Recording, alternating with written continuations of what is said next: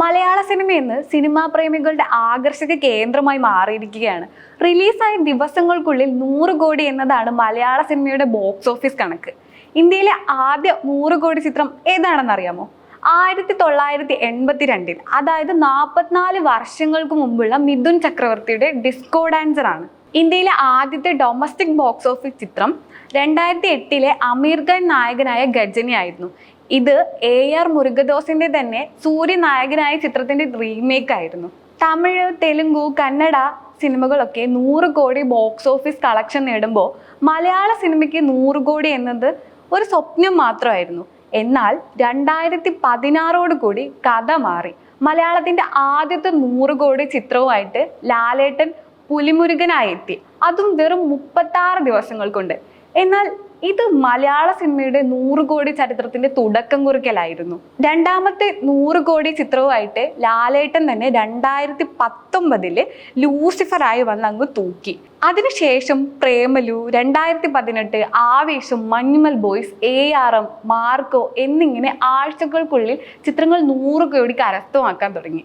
ഒരിക്കൽ മലയാള സിനിമയിൽ അപൂർവമായി കേട്ടിരുന്ന 100 കോടി എന്ന പദം ഇന്ന് പതിവ് വാർത്തയായി മാറിയിരിക്കുകയാണ്. ഇതിന്റെ ഏറ്റവും വലിയ ഉദാഹരണമാണ് ഫാസ്റ്റസ്റ്റ് 100 കോടി ക്ലബിന്റെ പട്ടിക. ലിസ്റ്റിൽ 1-ാം സ്ഥാനത്ത് ലാലേട്ടന്റെ തന്നെ എമ്പുരാനാണുള്ളത്, അതും വെറും 2 ദിവസങ്ങൾ കൊണ്ട്. 10 വർഷം മുന്നേ ഒരു മാസം കൊണ്ട് നേടിയ 100 കോടി ഇന്ന് വെറും ദിവസങ്ങൾ കൊണ്ടാണ് നേടുന്നത്. 2-ാം സ്ഥാനത്തോ അതും ലാലേട്ടന്റെ തന്നെ ദൃശ്യം 3, അതും 2.5 ദിവസം കൊണ്ട്.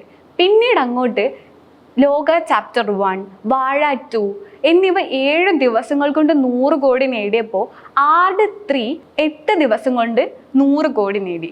വലിയ താരനിലയോ മാർക്കറ്റിംഗ് തന്ത്രങ്ങളോ വൻ ബഡ്ജറ്റോ മാത്രമൊന്നുമല്ല മലയാള സിനിമയെ ഇത്ര പോപ്പുലർ ആക്കിയത്.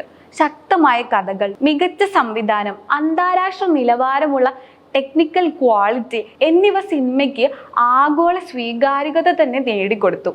മുൻപ് 50 കോടി ഒരു വലിയ നേട്ടമായിരുന്നെങ്കിൽ പിന്നീട് 100 കോടിയായി. ഇപ്പോൾ 100 കോടി എന്നതും മലയാള സിനിമയ്ക്ക് ബെഞ്ച് മാർക്ക് മാത്രമായി മാറിയിരിക്കുകയാണ്.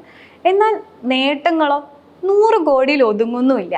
ഇനി മലയാള സിനിമയുടെ ലക്ഷ്യങ്ങൾ 200 കോടി ക്ലബാവും, അത് പിന്നെ 500 കോടിയാകും, അവിടുന്ന് വീണ്ടും ഉയരും. അതായത് മലയാള സിനിമ ഇപ്പോൾ ചെറിയ ഇൻഡസ്ട്രി ഒന്നല്ല, വലിയ ബഡ്ജറ്റുകളും ഗ്ലോബൽ റിലീസുകളും കൊണ്ട് മലയാള സിനിമ ഇന്ത്യൻ സിനിമയിലെ പ്രധാന ശക്തികളിൽ ഒന്നായി മാറിയിരിക്കുകയാണ്.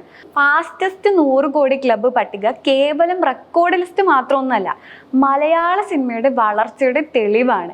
ഇനി പ്രേക്ഷകർ കാത്തിരിക്കുന്നത് ഒറ്റ കാര്യം മാത്രം: അടുത്ത റെക്കോർഡ് തകർത്ത് മുന്നേറുന്നത് ഏത് സിനിമയായിരിക്കും?